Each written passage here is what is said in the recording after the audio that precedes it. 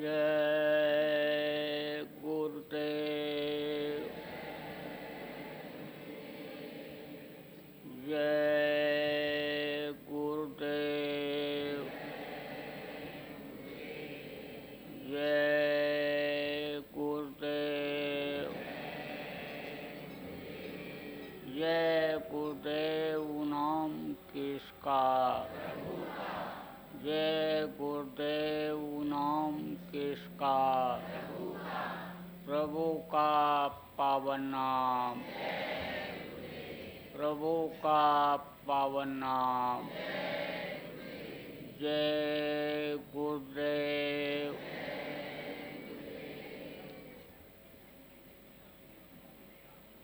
मेरे प्यारे गुरु दातार मंगता द्वारे खड़ा। मेरे प्यारे गुरु दातार मंगता द्वारे खड़ा।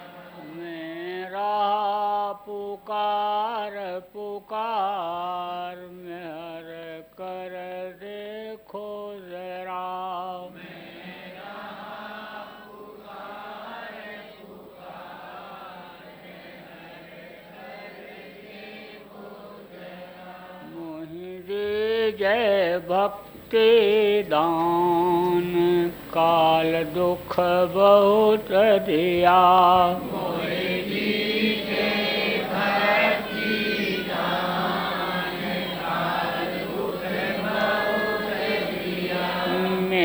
तड़प उठी मान रस को तरस रहा। मेरी तड़प उठी मान रस को तरस रहा। बरसाओ घटाय पार प्रेम रंग दीजे बहा।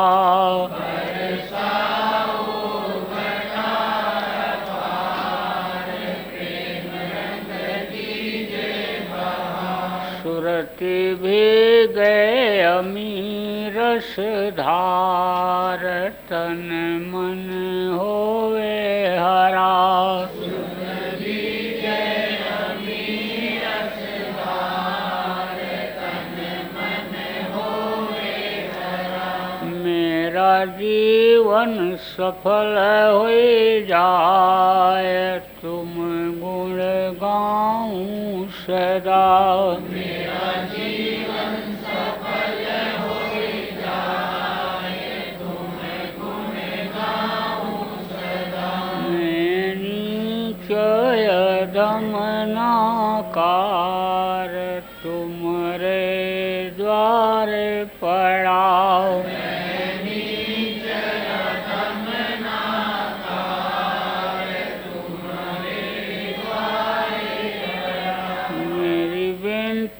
सुनो दर प्यार घट उमगाओ दया। मेरी विनती सुनो दर प्यार घट उमगाओ दया।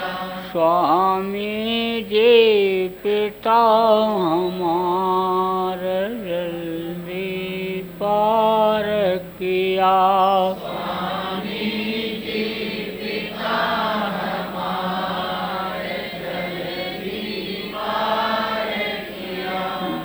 गुरुदेव स्वामी पिता हमार जल्दी पार करो।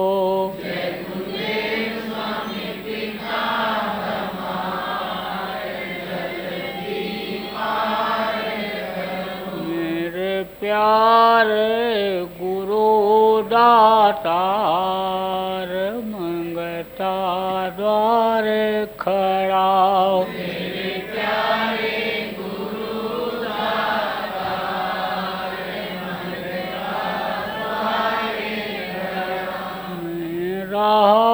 पुकार पुकार मेहर कर देखो जरा। मेरा पुकार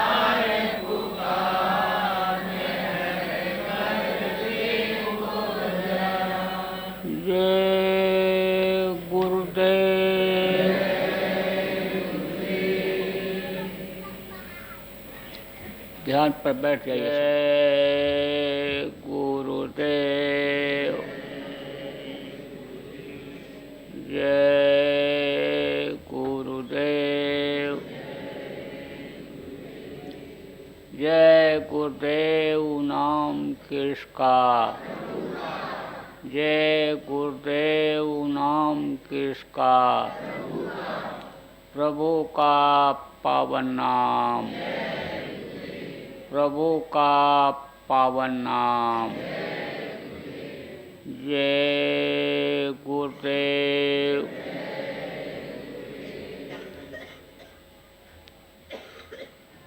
सर्वसमर्थ सर्वत्र स्मरणीय परम पूज्य गुरु जी महाराज, उपस्थित सभी सत्संगी धर्म प्रेमी भाई बहन, बच्चे तथा बच्चियों,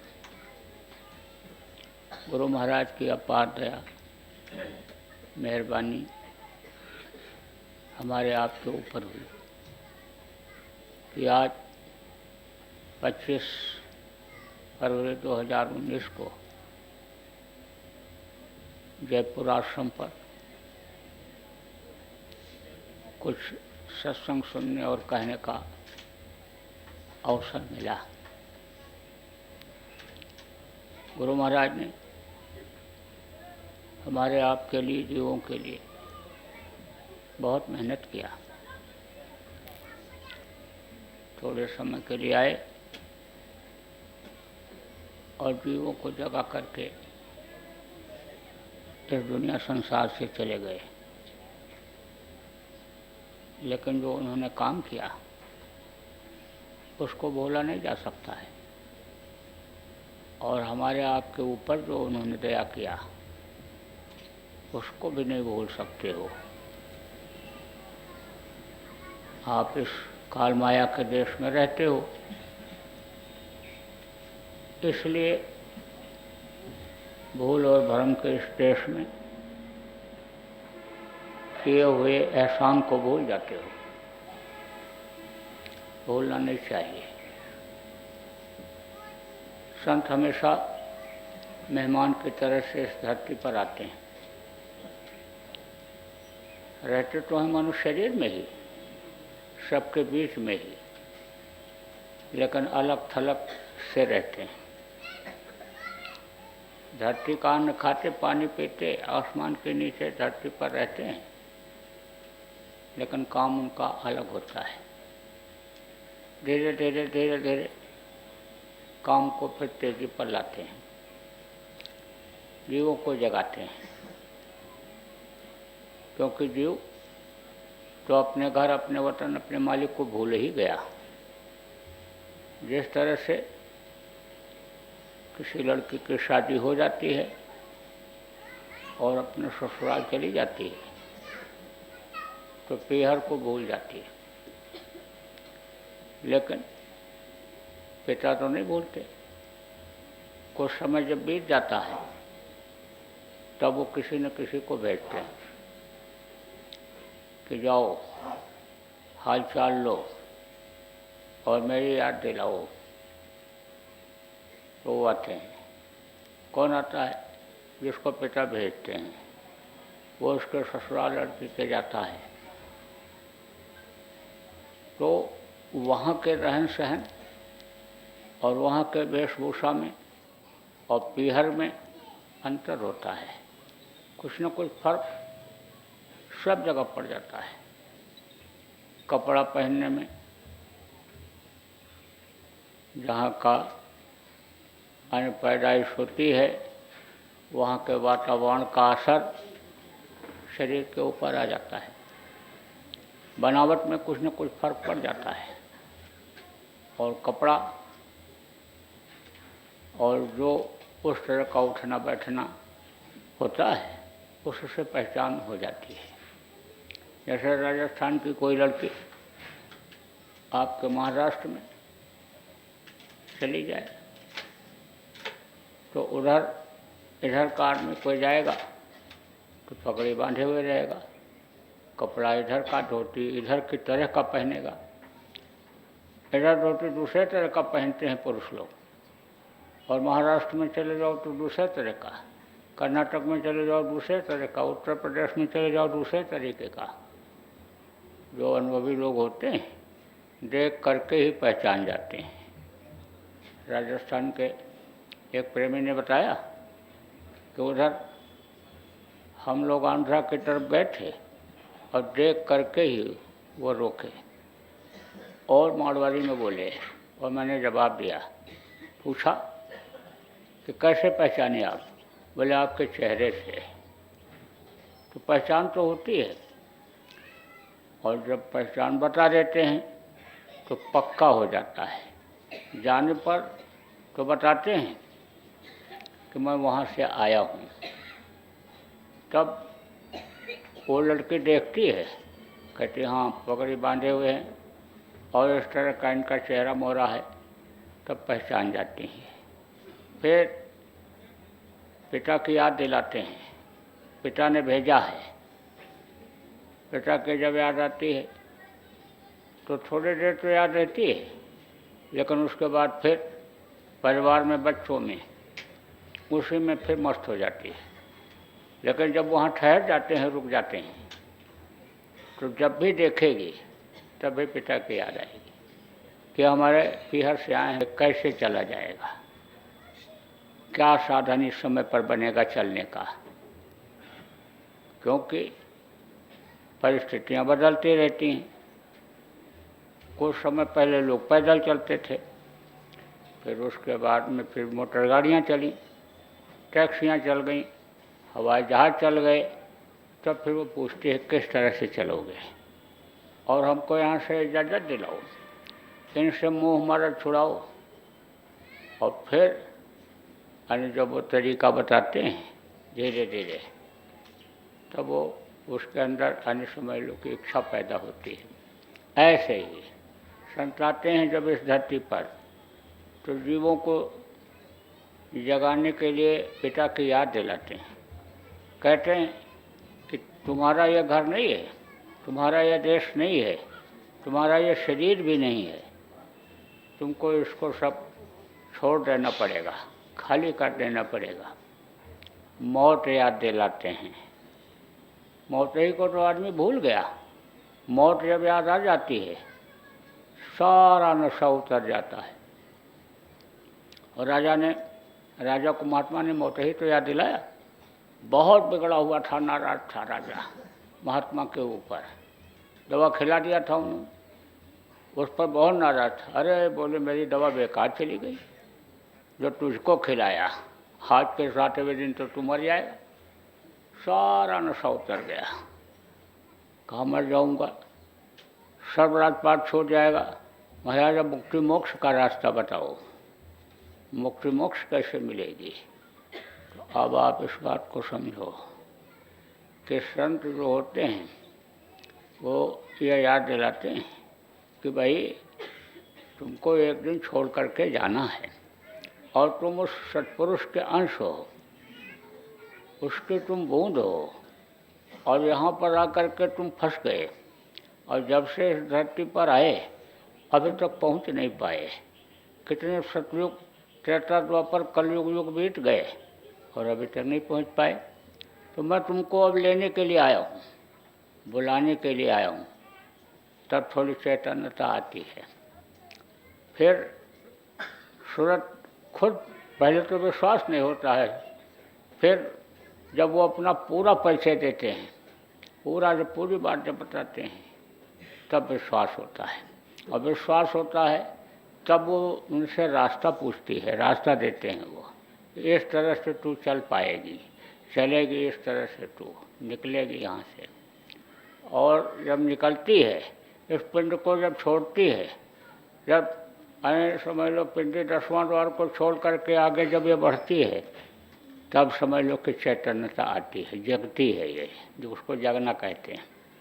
और जब और आगे बढ़ी, जब समझ लो कि सहस्रदल कमल पर पहुंची, तब समझ लो कि यानी जैसे बच्चा घुटने के बल चलने लगता है, ऐसे ही ये संभावना बन जाती है कि अब ये चलेगा।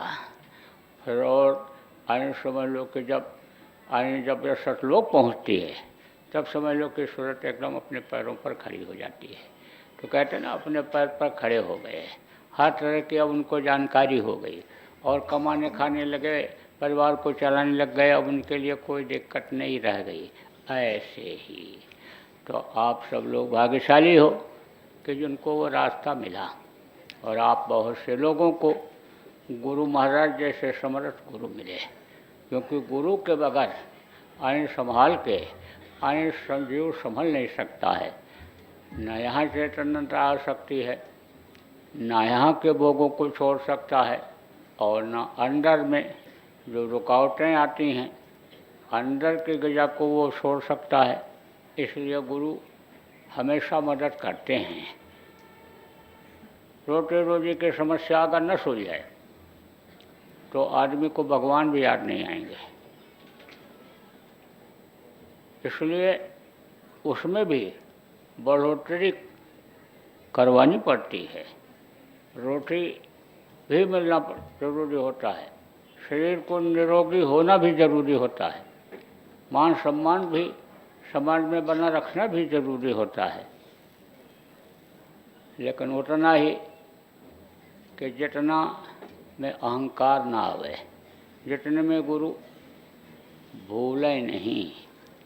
कहा ना कबीर साहब ने कि साईं अपने भगत को रूखी रोटी दे, चुपड़ी मांगत मैं डरूं, रूखी छीन न ले।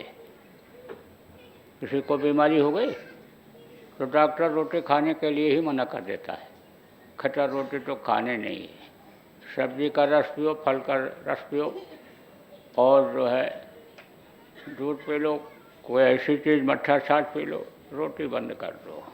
तो कभी वो भी छिन जाती है, सूखी भी छिन जाती है। तो कहा कि आए इतनी दया करो कि अन्य रोटी मिलती रहे, तो वो भी ज़रूरी होता है। अब यह है कि ज़्यादा हो जाता है तो अहंकार हो जाता है, धन का अहंकार, बल का अहंकार, मान प्रतिष्ठा का अहंकार हो जाता है। बहुत शरीर में बल हो गया, पहलवान हो गए, नाम हो गया, तो यहाँ ज़मीन पर बैठेंगे, बैठ कर सत्संग सुनेंगे। जब बहुत ज़्यादा सम्मान मिल जाता है तो सत्संग में आना बंद कर देते हैं। धन ज़्यादा हो गया तो उनकी सोसाइटी ही अलग हो जाती है। ज़्यादा पैसे वालों का न कोई धर्म है, न कोई जाति है, न कोई मजहब है, और न कोई व्यवहार है, न उनके अंदर कोई प्रेम है। पैसे के ही वो भूखे हो जाते हैं, उसी से प्रेम करते हैं जहाँ से रुपया पैसा मिलता है। इसी तरह से जो राजनीति में आ जाते हैं, ऊंचे पदों पर चले जाते हैं, प्रतिष्ठा उनकी बन जाती है, उनका भी यही हाल हो जाता है।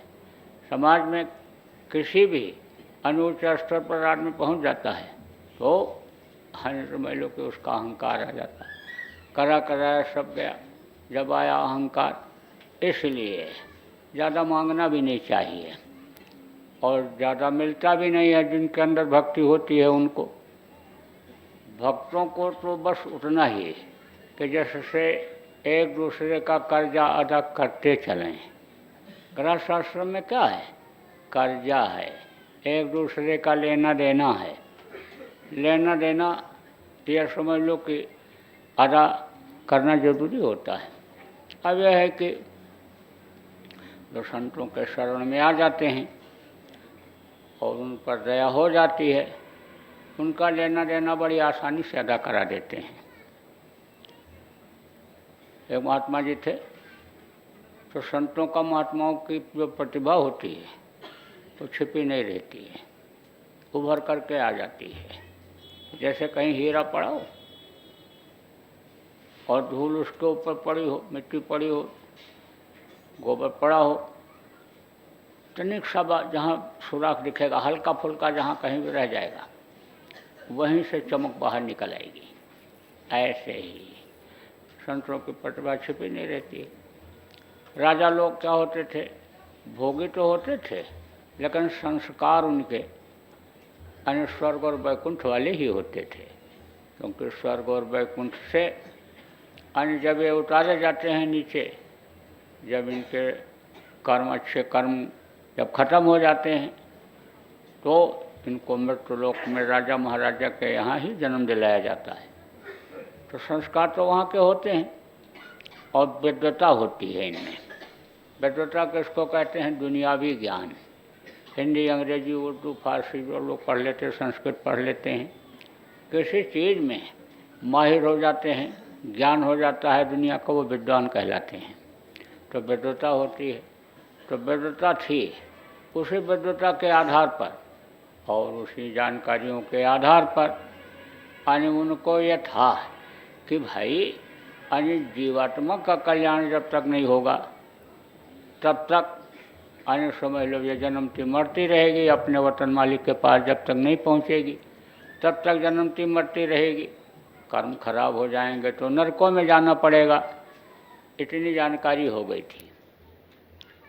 फिर और जानकारी इन्होंने और अर्जित किया। कुछ समय के बाद ये भी जानकारी हो गई कि जब संतों की दया होगी और संत मिलेंगे, उनसे रास्ता मिलेगा, तभी यह संभव होगा।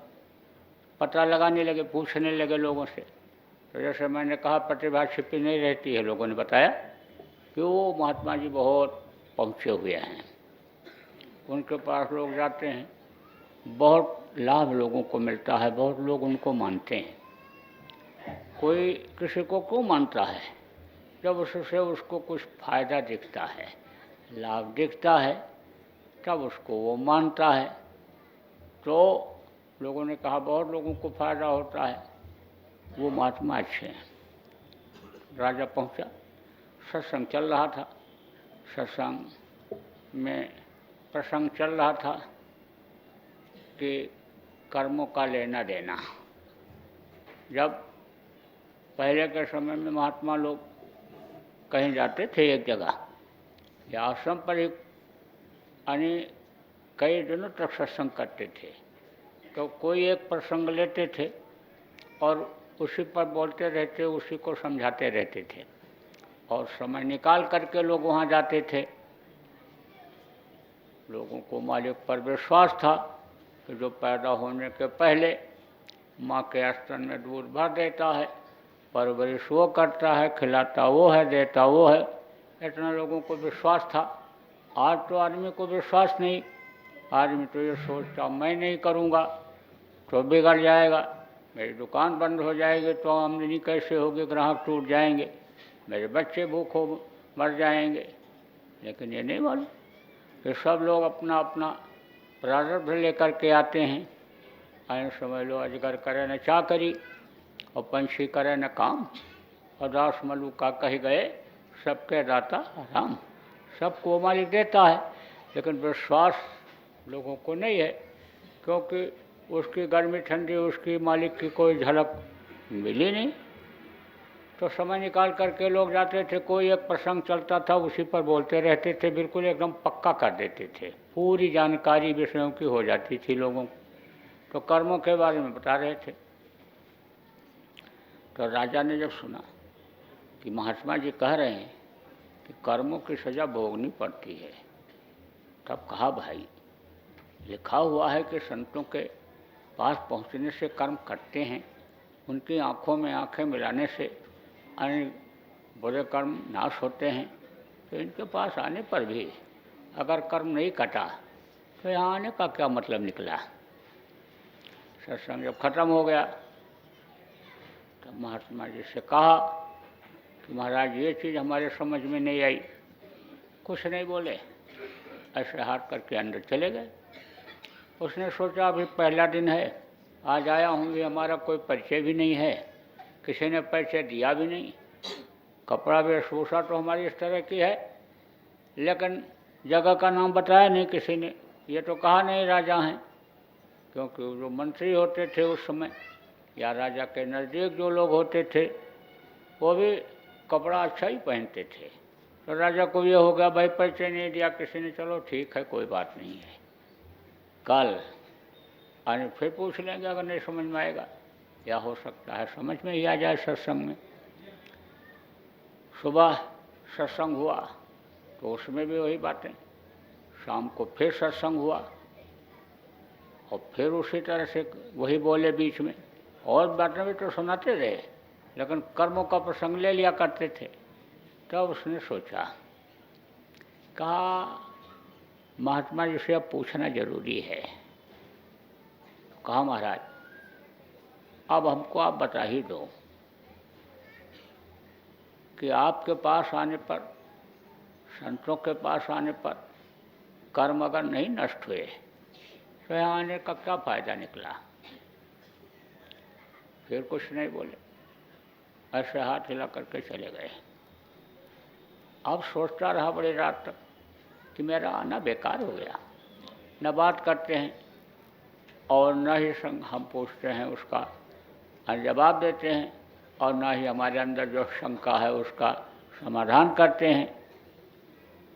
कहा गया कि मन की बात को महात्मा समझ जाते हैं, तकलीफ देख करके खुद ही बताने लगते हैं, उपाय भी बता देते, तकलीफ भी बता देते। ये सद्गुरु वैद्य होते हैं, ये संत सद्गुरु ये जीवात्मा के वैद्य होते हैं। जैसे शरीर का वैद्य होता है, शरीर के रोग को नष्ट करता है, ऐसे जीवात्मा के भी वैद्य होते हैं। ये उसको भी कष्ट जो होता है उसको भी दूर करते हैं। लेकिन हमसे तो कुछ कह ही नहीं रहे, बोल ही नहीं रहे। अब सुबह चला जाऊंगा। फिर सोचा उसने कि चलो एक बार सुबह जब उठूंगा तब पूछ लूँगा, और बता देंगे तो रुक जाऊंगा, 2-4 दिन और सुन लूँगा, सत्संग समझ लूँगा, और नहीं बताएंगे तो फिर चला जाऊंगा। सुबह जब उठा तो सबसे पहले गया, दर्शन किया, और फिर कहा महाराज समझ में नहीं आया, बता दीजिए कि आपके पास आने पर भी अगर कर्म हमारे नहीं कटे तो फिर आने का क्या फायदा हुआ। फिर हाथ हिला दिया ऐसे। अब सोचा क्या करें। फिर लोगों से कहने लगा कि भाई यह शंका मेरे मन में बनी गई है, कैसे दूर होगी, क्या होगा। लोगों ने कहा अरे धैर्य धारण करो, यहाँ तो महीनों महीनों से लोग पड़े हैं, सुनो तो सत्संग। अभी तो आप कल आए हो, परसों। फिर रुक गया, लोगों के कहने पर रुक गया, लेकिन वो बात उसके दिमाग में गूंजती रही। और फिर शाम को फिर वही बात आ गई।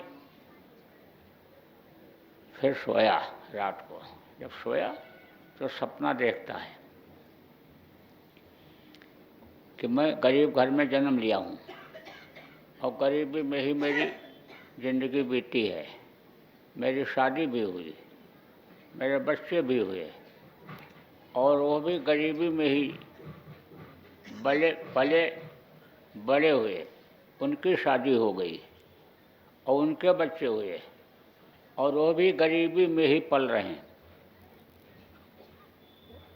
फिर सपने में देखा कि 100 साल तक मैं जिंदा रहा, और उसके बाद मैं मर गया। और जैसे देखा मर गया, तैसे आँख खुल गई। सोचने लगा कहाँ हूँ मैं। उस झोपड़ी में हूँ, वहाँ जहाँ अन फटे गोडरी पर सोता था वहाँ हूँ, कि कहाँ हूँ। महल में तो हूँ नहीं, मैं राजा हूँ कि कौन हूँ, क्या हूँ। थोड़ी देर तक तो वही बातें याद आती रहती हैं जो सपने की होती हैं अचानक जागने के बाद। उसके बाद में बोला मैं तो आश्रम पर हूँ।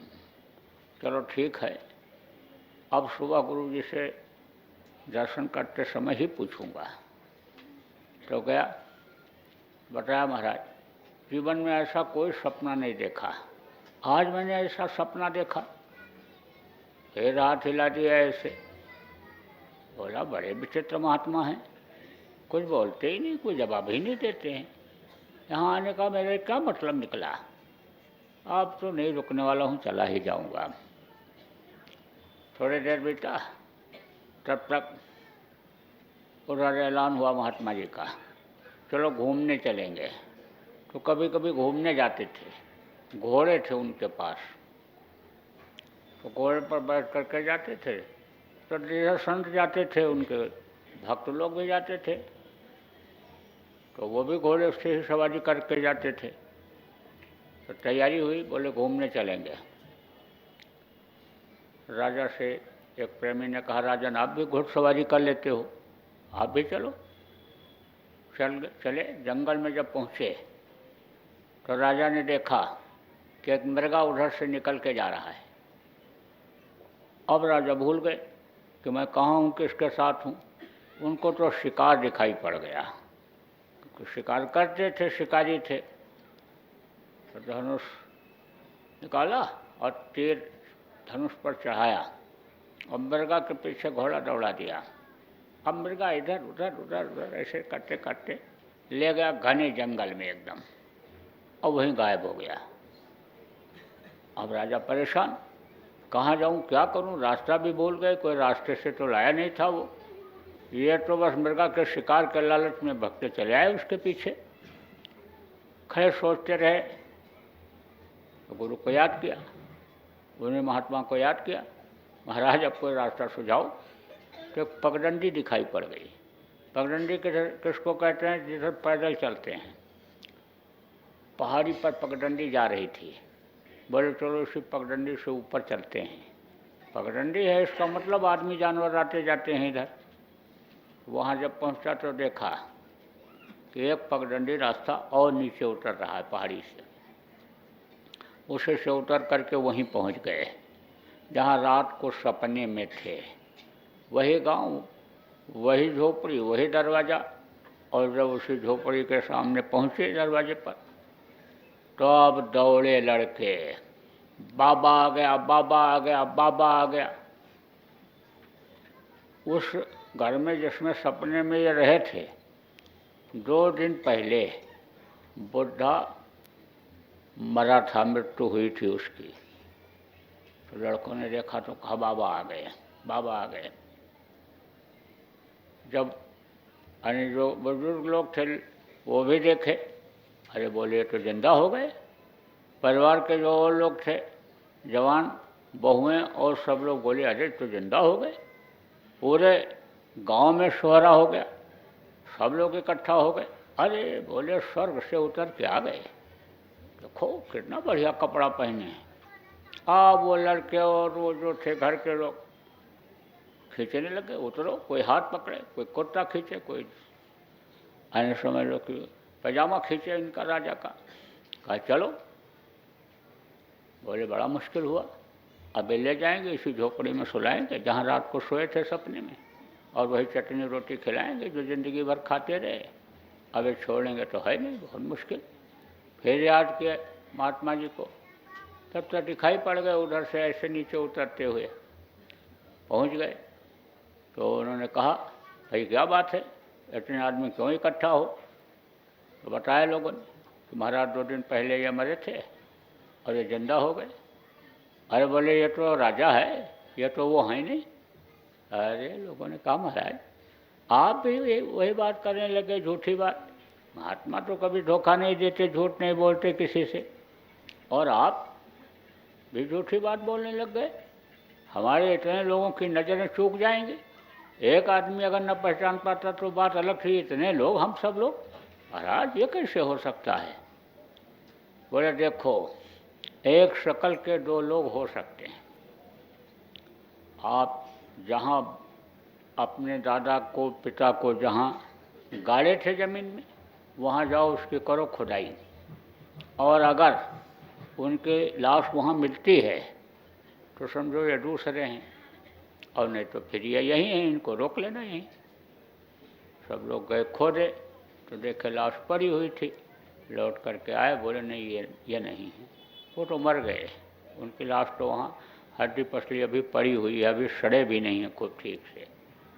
बस जब छुटकारा मिल गया, छोड़ा लिया महात्मा जी ने उन लोगों से, तो अपना चल पड़े। अब राजा कहाँ पीछा छोड़ने वाला। अब उसके अंदर और इच्छा जग गई जानने की। चल पड़ा, जब वहाँ गया तब गिरा चढ़ों पर। कहा अब तो बता दीजिए, अब तो बर्दाश्त से बाहर हो रहा है, जानकारी के लिए एकदम मैं आतुर हो रहा हूँ, और अब दया कर दीजिए, बता दीजिए ये सब क्या हो रहा है।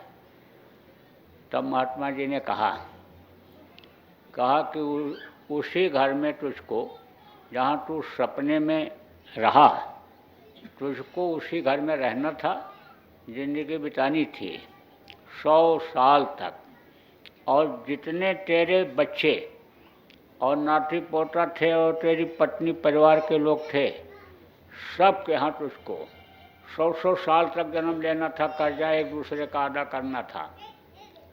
तो 1 घंटे के सपने में तेरे कर्मों को कटवा दिया। कर्म ऐसे करते हैं, इस तरह से करते हैं, लेकिन विश्वास होना चाहिए। समर्थ को नहीं दोष गोसाई कहा गया, और अब सुरसर पावक की नहीं। मुख्य चीज़ विश्वास होता है, गुरु पर विश्वास और अपने पर विश्वास, गुरु के वचनों पर विश्वास होता है, होना चाहिए। जब प्रेमियों को विश्वास गुरु पर से हटता है, गुरु के वचनों पर से जब हटता है, गुरु मस्तक से जब नीचे उतरते हैं, तो ताको काल घसीटी है, बचा सके नहीं कोई, गुरु माथे से उतरे सब ना होए। इसीलिए कहा गया गुरु माथे पर राखिए और चलिए आज्ञा माए, कह कबीरता दास का 3 लोक भयनाए।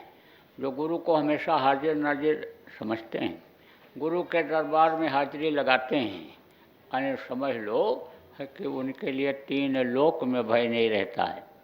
अब हाजिरी गुरु के दरबार में कैसे लगाई जाती है? जैसे राजा का दरबार, जैसे सरपंच का दरबार, जैसे और लोगों का यहाँ दरबार लगता है, उस तरह का दरबार तो वो लगाते नहीं। और कहाँ तक मनुष्य शरीर में रहकर सब जगह लगाएंगे, लेकिन गुरु का दरबार अंदर लगता है, वहाँ हाजिरी देना चाहिए।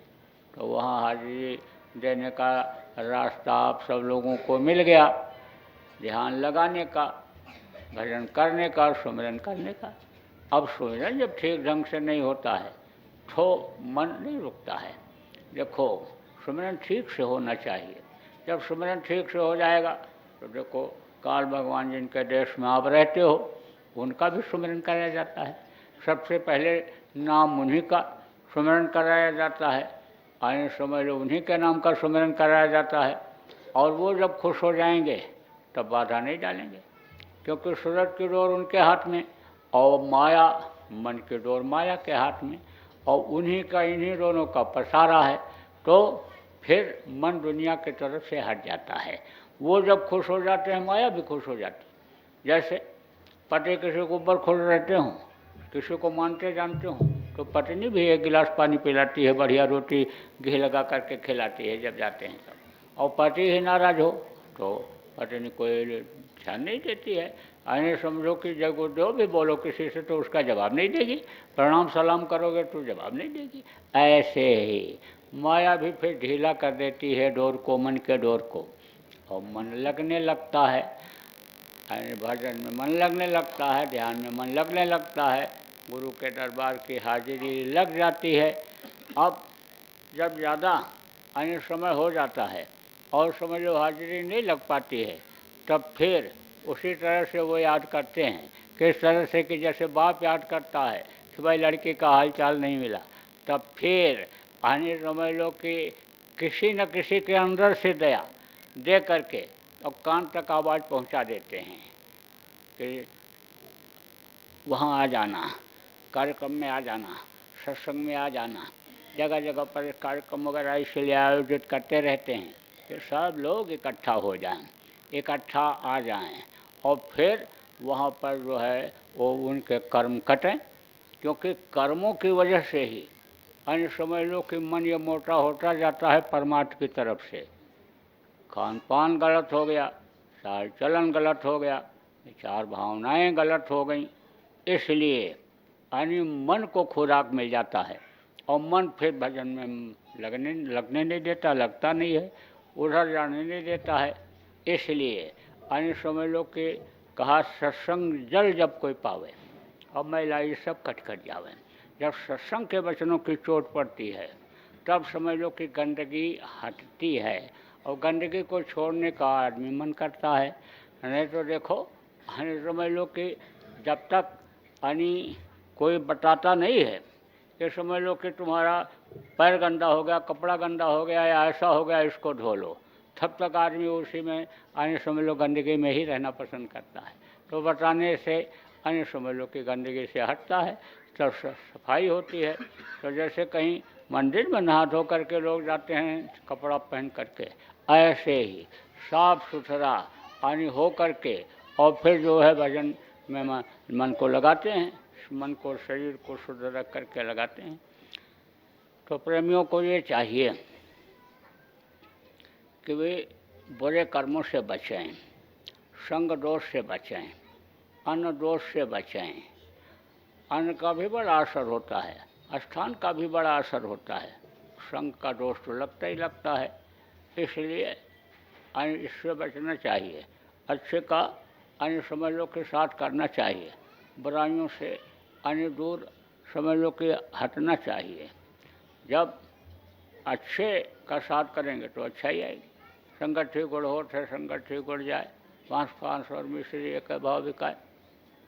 यानी आप समझो कि कोई साधक के घर चले जाओ तो कहेगा भाई चलो थोड़ी देर बैठा जाए, साधना किया जाए। और ऐसे दुनियादारों के तरफ घर के तरफ चले जाओ तो वो दुनियादारी की ही बात करेगा। आप अगर कहोगे भी कि भाई थोड़ी देर ध्यान भजन कर लिया जाए तो कहेगा हाँ हाँ ठीक है, लेकिन फिर बातों में उलझा देगा, फिर कोई मन की खुराक की बात करने लग जाएगा और फिर उसी में आपका समय निकल जाएगा। तो समय तो किसी का इंतज़ार करता नहीं है। समय तो ये दिन रात जो आ रहे हैं उम्र को ख़त्म कर दे रहे हैं। और जब शरीर बुढ़ा हो जाता है तब समझो कि किसी काम का नहीं रहता है। बुढ़ा शरीर जब हो गया तब बुढ़े शरीर से भजन हो ही नहीं सकता है। फिर तो देव देव आलसी पुकारा, फिर तो बस ज़्यादा प्रेम रहेगा तो बस यही रहेगा कि दया करो। प्रेम अगर गुरु से करेंगे भी तो दया करो, दया करो यही मांगेंगे। आलसी मतलब जैसे आलसी मांगता रहता है, इसी तरह से हाल होगा। तो जब तक ये शरीर चल रहा है तब तक अन्य समझ लो कि अन्य गुरु की दया लेने के लिए बराबर तन मन को शुद्ध रख करके और समझ लो कि घाट पर बैठना चाहिए। अब उसमें भी मान लो मन न लगे, आप बहुत अच्छा महसूस कर रहे हो कि हम सब सही कर रहे हैं, ठीक कर रहे हैं, तो भी मन न लगे तो अन्य समझ लो कि प्रार्थना करनी चाहिए विरह की। देखो जितने सत्संगी हो आपको सबको 2-2, 3-3 प्रार्थना कम से कम याद होना चाहिए। पहले आज के 15-20 साल पहले जब हम यहीं जयपुर में आते थे और कोई भी कार्यक्रम स्वामी जी महाराज का हो या ऐसा कोई जहाँ अन्य लोग इकट्ठा होते थे तो बैठ के प्रार्थनाएं बोलते रहते। बहुत अच्छी अच्छी प्रार्थनाएं, तड़प पैदा हो जाए, विरह पैदा हो जाए, आंसू बह जाए, लेकिन अब कहीं कोई बोलने वाला नहीं, कोई याद करने वाला नहीं। सिनेमा का गाना तो याद कर लेते हैं लेकिन ये प्रार्थना नहीं बोलते हैं। तो अब आप ये समझो कि प्रार्थना तो सबको याद होना चाहिए, जितने भी लोग हो आप, और प्रार्थना बोलना चाहिए। यानी समझ लो ध्यान भजन से पहले भी यानी समझ लो मन अगर न लगे तो प्रार्थना बोलो, और उसमें भी मन न लगे तब भी ध्यान भजन में मन लगे तो चिंता करो, फिक्र करो कि भाई यानी समझ लो ये जो हमको मर्ज हो गया, रोग हो गया एक तरह से। जैसे रोग हो जाता है, टट्टी नहीं यानी समझ लो आती है या टट्टी ज़्यादा आने लग गई, आपच हो गया है, बुखार हो रहा, तो आदमी चिंता करता है ना कि रोग हो गया, इसको दूर करना चाहिए। तो ऐसे ही समझ लो कि यह रोग हो गया कि मन यानी समझ लो कि साथ नहीं दे रहा है, तो साधकों के पास जाना चाहिए, उपदेश सुनना चाहिए, संत मत की किताबों को पढ़ना चाहिए कि जिससे विरह उत्पन्न हो जाए। उससे भी नहीं तब फिर निकल पड़ो, किधर निकल पड़ो, बताने लगो, लोगों को समझाने लगो, प्रचार करने लग जाओ। फिर ये मत सोचो कि अन्य समझ लो कि हम पैसे वाले हैं या पढ़े लिखे हैं या अच्छे पद पोस्ट पर हैं, अन्य समझ लो कि उसके बारे में न सोचो। फिर आप निकल पड़ो, लोगों को समझाओ, लोगों को बताओ गुरु महाराज के मिशन के बारे में, शाकाहार के बारे में, अन्य लोगों को समझाओ, उससे आपके कर्म कटेंगे। अन्य समझ लो कि उससे आपके जब कर्म कटेंगे तो मन ये लगने लगेगा, क्योंकि कर्मों का विधान जब से बनाया तब से ये जीव फंस गया। इसलिए अन्य कर्मों को काटना अन्य जरूरी होता है। तो चलो अच्छा रहा, आप लोग इतने लोग आ गए और आपने ये कार्यक्रम यानी यहाँ पर ध्यान भजन का आयोजित कर लिया। और जो है हम भी यहाँ पर मौजूद थे, बहुत अच्छा रहा, हम भी थोड़ी देर आपके साथ कर लिए। लेकिन अब यह है कि दूर दूर से आप आए हो और ठंडी भी बढ़ेगी अब, तो अब आप लोग अपने अपने घर जाओ और रात को कर लेना, रात को बैठना, समय का कीमत लगाओ, समय का उपयोग करो और जीवों को जगाओ। परमार्थी काम भी बहुत अच्छा है। परमार्थ यानी समझ लो कि वही कर सकता है जो मनुष्य होता है, जानवर नहीं कर सकते। जानवर तो आप ही चरें, यानी वो कोई जानवर खा रहा है, चल रहा है, दूसरा आ गया तो उसको मार के भगाता है। और मनुष्य के पास एक रोटी है तो वो बांट करके खाता है, दूसरे कभी उसी में यानी भूख मिटाता है। तो मनुष्य ही परमार्थ कर सकता है, इसलिए परमार्थी काम भी बराबर आपका चलता रहना चाहिए। योजनाबद्ध तरीके से प्रेमियों अगर काम करोगे तो उसमें ज़्यादा कामयाब होगे। जैसे घर में आप अपनी योजना कार्य की बनाते हो, ऐसा संकट में भी योजना बना लो, मीटिंग करते रहो, जिसके लायक जो काम है उसको आप ले लो, जो जिम्मेदार लोग हो, जो जिस काम को कर सकता है उसको वो काम दो। काम तो हर तरह का है, प्रचार प्रसार का, गुरु का नाम बढ़ाने का, गुरु का मिशन बढ़ाने का, गुरु का काम बढ़ाने का, काम तो हर तरह का है। जो जिसके लायक है उसको उसी तरह का काम सौंपो तो वो कामयाब हो जाएगा, कर ले जाएगा। बहुत अच्छा रहा, प्रेमी से प्रेमी मिले, गुरु भक्ति दृढ़ होए, और प्रेमी खोजन में चला और प्रेमी मिला न कोई। तो अब जो है आरती एक बोलूँगा और उसके बाद ये ध्यान भजन का कार्यक्रम आज का समाप्त हो जाएगा। बोलो जय गुरुदेव। विनय करूं मैं दो कर जोरे, सतगुरु द्वार तुम्हारे।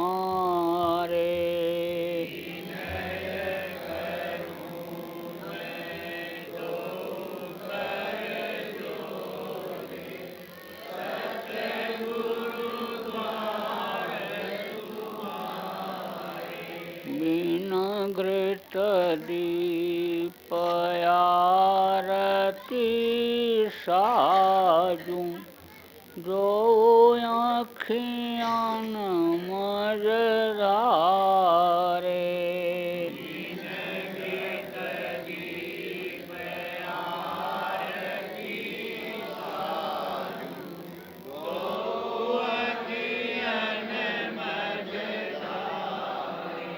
बाबू सहित नित बैठी झरोखे, जो हत प्रियतम प्यारे।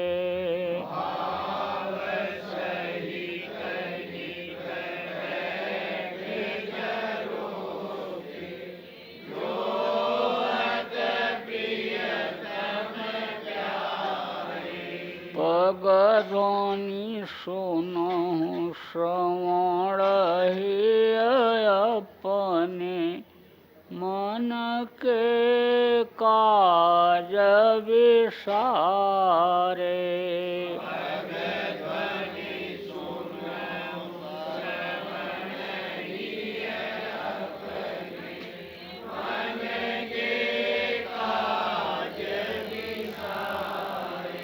जागे सुरत पियत चरणामृत, पियत पियत होई न्यारे।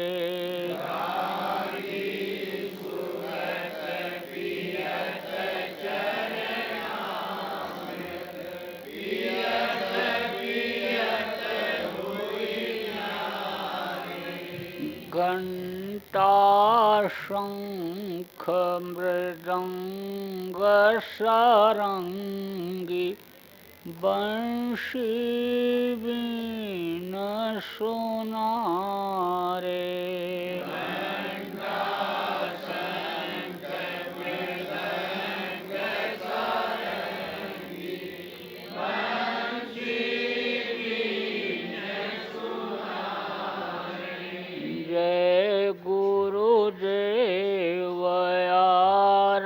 करते करते गावत जय जयकारे।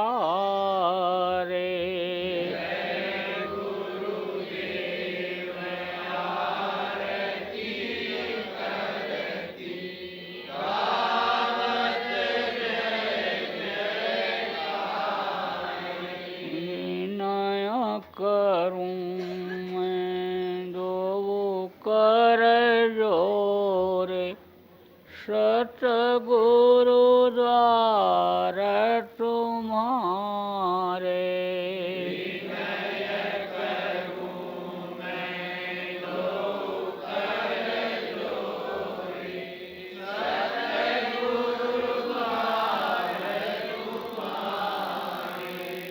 सतगुरु द्वार तुम्हारे।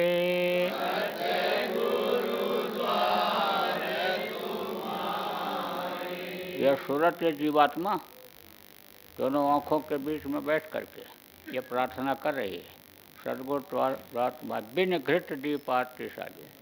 ये जो दिया जला जो जलते हैं उसके बगैर आरती साजू तो वो खेन मजदार भाव सहित। भाव अगर नहीं बना तो सब बेकार है। भाव से ही तो भक्ति होती है और भाव से ही भक्ति पूरी होती है। अभाव में नहीं होती, दिखावे की भक्ति नहीं होती। इसीलिए भाव कहा गया, भाव सहित नित बैठ झरोखे। झरोखे पर बैठ करके अन्य जो है याद कर रहे पग ध्वनि सुनो, आपके पैर की आवाज़ सुनाई पड़ जाए हमको। अन्य समझ लो आवाज़ भी अगर सुनाई पड़ जाए पद की तो मालूम पड़ता है कि जैसे आ गए। इतने अन्य समझ लो कि न दिखाई पड़े, अन्य चरण कमल का दर्शन न हो लेकिन आवाज़ ही सुनाई पड़ जाए, इस आशा में अन्य दोनों आँखों के बीच में सूरत कह रही कि मैं अन्य उम्मीद लगाए बैठी हूँ, प्रार्थना करती रहती हूँ, आरती करती रहती हूँ कि पग ध्वनि सुनो श्रवण ही अपने अपने कानों से। अन्य हम समझ लो कि आपका पग की आवाज़ ही अगर सुन लें, दया कर दो सुनाई पड़ जाए हमको तो हम धन्य हो जाएं। तो पग ध्वनि सुनो श्रवण ही अपने मन के काज विसारे। यानी मन के काज को छोड़ करके जो सूरत यानी मन की तरफ चली आई है, ये नीचे उतर जाती है। ये समझ लो इसका जाने का तो ऊपर का रास्ता है लेकिन ये नीचे उतर आती है। अब ज़्यादा नीचे नहीं आ सकती है क्योंकि इस शरीर में सिस्टम ऐसा नहीं है कि ज़्यादा नीचे आ जाए। चलाती तो ये शरीर यानी समझ लो जीवात्मा ही शरीर को चलाती है। यहाँ पर बैठी है और उसका प्रकाश यहाँ पड़ता है, रेंज पड़ता रहता है बराबर। यानी समझ लो जीवात्मा का उसी से ये कमल चलते रहते हैं और उस पर देवताओं का प्रकाश पड़ता है। यानी समझ लो कि देवता तो अपनी जगह बैठे हैं लेकिन जब धरती चलती रहती है, धरती चलती रहती है तो फिर वो उनकी रेंज पड़ती रहती है। उनकी जो समझ लो कि उन्होंने जैसे फैला रखा है ऐसे, यानी समझ लो कि एक तरह से जाल जैसा बिछा रखा है, एक तरह से वो पड़ता रहता है। तो ये कमल जब रुक जाते हैं, चक्रों का भेदन जब किया जाता है, कमल रुक जाते हैं तो उनका दर्शन हो जाता है देवताओं का।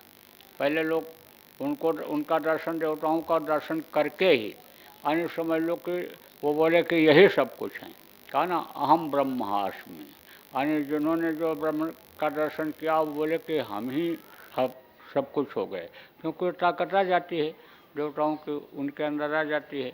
तो चलाती तो ये जीवात्मा ही है, नीचे शरीर को चलाती है ये जीवात्मा। जीवात्मा जब निकल जाती है वो आने का नहीं होता है, तब अन्य प्राण भी निकल जाते हैं और ये शरीर शून्य पड़ जाता है। फिर अन्य समझ लो कि प्राण खिंच जाते हैं। 10 प्रकार के प्राण हैं, 5 प्रकार के प्राण नीचे, 5 प्रकार के ऊपर, तो वो सब नीचे से खिंच जाते हैं। तब फिर वो चक्र दोबारा फिर नहीं चलते हैं, तत्व नष्ट हो जाते हैं। 5 तत्वों से ये शरीर की रचना हुई है, जल पृथ्वी अग्नि वायु और आकाश, तो वो तत्व सब खत्म हो जाते हैं। यानी समझ लो तो तत्व नष्ट हो जाते हैं तो इसमें सड़न गलन बदबू पैदा हो जाती है। तत्व जब तक रहते हैं तब तक सड़न गलन नहीं पैदा होती है। जीवात्मा निकल भी गई तो अन्य समझो तत्व मौजूद रहते हैं क्योंकि वो प्राण रहते हैं। प्राण और जीवात्मा जब दोनों निकल जाते हैं आखिरी वक्त में, तब सड़न गलन इसमें पैदा हो जाती है। सतपुरुष के 16 सूत्र, जिनमें से अन्य समझ लो कि इधर 4 का भेद खोला उन्होंने और बाकी वो गुप्त हैं। तो अब आप ये समझो कि वो अपनी अपनी जगह पर स्थान बनाए रहते हैं वहाँ पर, और उनका भी प्रकाश किसी किसी जीव पर पड़ जाता है। ये धरती चलती रहती है, ऐसे दुनिया चल रही है, ये आपको पता नहीं है। जैसे रेलगाड़ी में बैठे रहते हो तो पता नहीं चलता रेलगाड़ी चल रही है, दरवाज़ा जब खिड़की खोलते हो तो पता चलता है रेलगाड़ी चल रही है। कभी कभी आदमी को भ्रम हो जाता है कि बैठे हैं कि चल रहे हैं, चल पड़ी तो भी मालूम रहता बैठे हुए हैं। हवाई जहाज़ में बैठो तो पता चलता थोड़ा कि चल रहा हवाई जहाज़, हम बाहर न देखो तो न पता चले बैठे हैं। ऐसे उड़ता है तो भी हल्का झटका लगता मालूम नहीं पड़ता है, टेढ़ा हो जाता है ऐसे तो भी मालूम नहीं पड़ता, ऐसे हो जाता है तो भी नहीं मालूम पड़ता है कि एकदम टेढ़े हो गए। ऐसे हमें मालूम नहीं पड़ता है कि धरती चल रही है, लेकिन ये चल रही है। तो किसी किसी जीव का अन्य प्रकाश पड़ जाता है, उनका किसी किसी जीव पर उनका प्रकाश पड़ जाता है तो वो चिन्हित हो जाते हैं। हाँ, चिन्हित हो जाते हैं तो उस समय के जो संत होते हैं वो उनको खींच लेते हैं, मालूम हो जाता है कि यह संस्कारी हो गए, संस्कार पड़ गए, ये चिन्हित हो गए, उनकी दया हो गई इनके ऊपर, तो खींच जाते हैं। वो कहीं भी रहते हैं किसी न किसी माध्यम से खींच जाते हैं, पहुंच जाते हैं उनके पास। तो अब आप ये समझो कि जीवात्मा नीचे उतरती है तो कहाँ तक, यहाँ कंठ तक, यहीं तक। तो सपने में यानी समझो कि यानी माया के साथ ये रचना कर डालती है, उसी को स्वप्न कहते हैं। 16 दल कमल जहाँ आद्या महाशक्ति का स्थान है कंठ चक्र पर, वहाँ तक आती है तो 16 तरह के स्वप्न भी होते हैं। स्वप्न नीचे तो नहीं आती है, लेकिन ये ऊपर जा सकती है, इसका रास्ता ऊपर जाने का है। अब जिधर से निकलने का है वहाँ पर लग गया वज्र किवाड़, वज्र किवाड़ी जिसको कहा गया, खबर कर्मों का मोटी दीवार एकदम लग गई, जन्म जन्मांतर की, कई जन्मों की। अब मोटी दीवार लग गई तो कहाँ से जाएगी। अब वो उसका जब कोई भेदन करे, जब वो टूटे ख़त्म हो तब तो ये निकल सकती है। तो कैसे ख़त्म होता है, उसका तरीका किसके पास होता है, संतों के पास ही होता है, वो बताते हैं उसको ख़त्म करने का। ये जो गोरख धंधा, रोटी बनाओ, झाड़ू लगाओ और ये प्रचार करो, दौड़ के आओ, जाओ, और सब चलो, चल पड़ो, आगे घूम जाओ, पीछे घूम जाओ। गुरु महाराज कितना कसरत करते थे, खड़े हो जाओ और फिर पीछे घूम जाओ, फिर बाएं मुड़ जाओ, फिर दाहिने मुड़ जाओ, फिर उसमें सब कर्म कटवाते थे। कर्म करते हैं उसमें, तरीका मालूम होता है उनको। रोई का ही पहाड़ हो और दरवाजे के सामने लगा दिया जाए, कब तक हटाओगे, कैसे निकल पाओगे। और तरीका बता दिया जाए कि माचिस जलाओ और रुई के पहाड़ में लगा दो, और तो रुई का पहाड़ जल गया, 10 मिनट भी नहीं लगेगा और रास्ता बंद खुल गया। ऐसे पग ध्वन सुनो श्रवण ही अपने मन के काज विसारे, जागे सूरत पियत चरणामृत, पियत पियत हो नारे। ऐसे समझ लो कि चरणामृत किसको कहते हैं, बराबर अमृत बरसता रहता है। समझ लो जब चरणों का दर्श हो जाता है, नहीं चरणों का दर्श करा दो गुरु, कहेगा जब उनके चरण का दर्शन जब हो जाता है, उनका हो जाता, तो वहीं से अनिश को अमृत का पान मिलने लगता है। जीवात्मा को, शब्द को वो पकड़ा देते हैं, और शब्द को जब पकड़ती है तो फिर अमृत का पान होने लगता है इसको। तो पियत चरणामृत, पियत पियत हो नारी, जागे सूरत पियत चरणामृत, पियत पियत। घंटा शंख मृदंग सारंगी बंसी में बराबर आवाज़ होती रही, जहाँ जिस श्लोक में जाओगे बराबर वहाँ आवाज़ बराबर सुनाई ही पड़ती रहती है, वहाँ वो कभी बंद ही नहीं होती है। कभी कभी यहाँ भी साधकों को बराबर सुनाई पड़ता है, कान ना भी बंद करें तो भी सुनाई पड़ता है, ऊब जाते हैं सुनते सुनते बहुत से लोग। यानी समझ लो, तो आप ये समझो कि यानी घंटा संग मृदंग सारंगी बंसी बिन सुनारे, जय गुरुदेव आरती करती गाओ। यानी दया करो, ये जीवात्मा दया मांगती है गुरु से बराबर। तो ये आरती वैसी आरती तो है नहीं, ये तो बिन घट दीप वाली आरती है, इसको बोलना चाहिए, याद कर लेना चाहिए प्रेमियों को। शुरू में प्रार्थना और फिर उसके बाद ध्यान भजन और फिर उसके बाद आरती, आरती बोल देना चाहिए, या प्रार्थना ही बोल दो बाद में। तो बोलो जय गुरुदेव, जय गुरुदेव, जय गुरुदेव, जय गुरुदेव, जय जय गुरुदेव। जय गुरुदेव, जय गुरुदेव,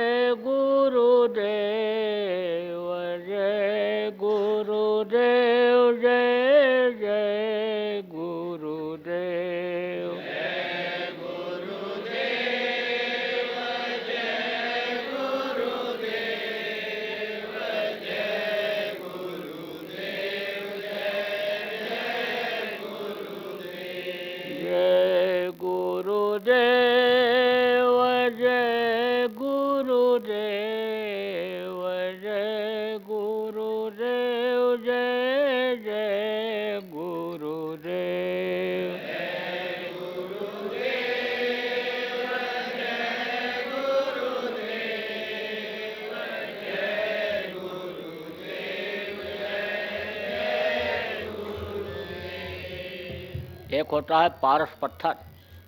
तो पारस पत्थर को लोहा से जब छुआ देते हैं तो सोना बन जाता है, लेकिन लोहा के ऊपर अगर जंग लगा रहा है, मोर्चा लगा रहा है, तब नहीं बनता है, उसको साफ करना पड़ता है।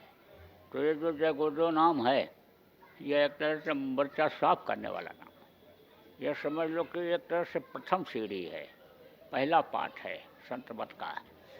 जगाया हुआ नाम इस समय का वर्णात्मक है, इसलिए बराबर सब लोग बोलते रहो और बुलवाते भी रहो और बोलने की आदत डालो। जगह जगह पर अन्य लोगों को प्रचार करो कि सोने से पहले सब लोग बोलने की आदत डाल लें थोड़ी देर। इससे कर्म कटेंगे लोगों के, दुनियादारों पर ज़्यादा असर करेगा। जिस घर में नाम धुनी होती है लगातार सुबह शाम और ध्यान भजन सब लोग करते हैं, उन घर से बीमारियां अब धीरे धीरे निकल रही हैं, तकलीफ़ें दूर हो रही हैं, अन्य लोगों को फ़ायदा दिखाई पड़ने लग गया। लेकिन नियमित चलना चाहिए रोज़, ये नहीं 2 दिन 4 दिन किया फिर 2 दिन नहीं, फिर ऐसे आलस कर जाते हैं ना लोग, या फ़ायदा होने लगता है तब फिर जो है बंद कर देते हैं। जब कुछ फ़ायदा हो गया, तकलीफ़ होता है तब तो रोते हैं, रोना जैसे बंद हुआ तैसे बस बंद कर देते हैं। बराबर चलाओ, कहा ना दुख में सुमिरन सब करे सुख में करे न कोई। और जो सुख में सुमिरन करे तो दुख काहे को, इसलिए बराबर दुख ना आवे। अरे एक बार आपने सफाई कर दिया, अन्य घर का मकान का झाड़ू लगा दिया और फिर रोज नहीं लगाया तो गंदगी इकट्ठा होगी कि नहीं होगी। इसलिए बराबर ध्यान भजन सुमिरन प्रार्थना ये सब आपको करना चाहिए। इस तरह से यानी प्रेमियों जहाँ रहते हो उस तरह का माहौल बना देना चाहिए आप लोगों को कि जिसको देख करके सुन करके लोग प्रभावित हो जाएं और आपके पास आ जाएं, और आप जो है गुरु महाराज के मिशन के साथ उनको ले आओ, जोड़ दो। ऐसा बनाना चाहिए। भक्तों को भक्ति का मतलब यही होता है। भक्ति का मतलब ये थोड़ा होता है कि पैर धोते रहो और सब उनको नहलाते धुलाते रहो और सब उन्हीं को करते, ये मतलब नहीं होता है। वो जो चाहते हैं यानी वो होना चाहिए। गुरु महाराज जो चाहते थे यानी वो होना चाहिए। यह है भक्ति। बोलो जय गुरुदेव, जय गुरुदेव।